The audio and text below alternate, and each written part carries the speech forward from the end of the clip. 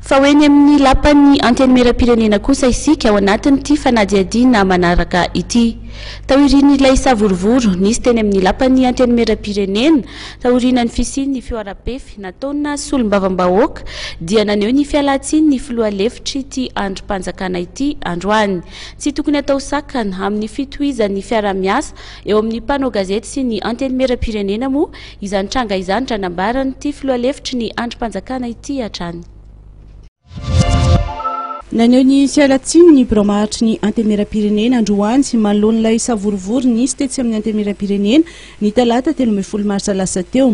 Niaiky ny fisian'ny teny sy fihetsika pefy ny antenimierampirenena tamin'ny alalan'ny filoha lefitr'ity andrim-panjakana ity androany dia ny solombavambahoaka mahazo azy Fredy izay nisolo tena ny filohany izay tsy eto an-toerana. Amin'izao fotoana tsy maheto ny filoha rakoto mamonjy Jean-Marc zao andraikitra ny fametrahana ny fialan-tsiny amintsika izay mety natsiaro ho voatoatonina tamin'izany rehetrarehetra izany.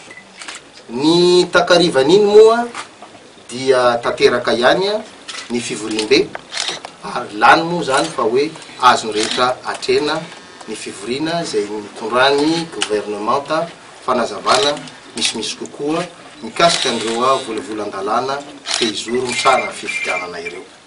Naneho ny fanirindry ny tohizan'ny fiaraha-miasa eo amin'ny antenimierampirenena sy ny mpanao gazety ity filoha lefitry ny andrim-panjakana mpanao lalàna eto Madagasikara ity fiaraha-miasa izay isiny ny fifanajana tanteraka ao anatin'ny fanarahana ny lalàna misy.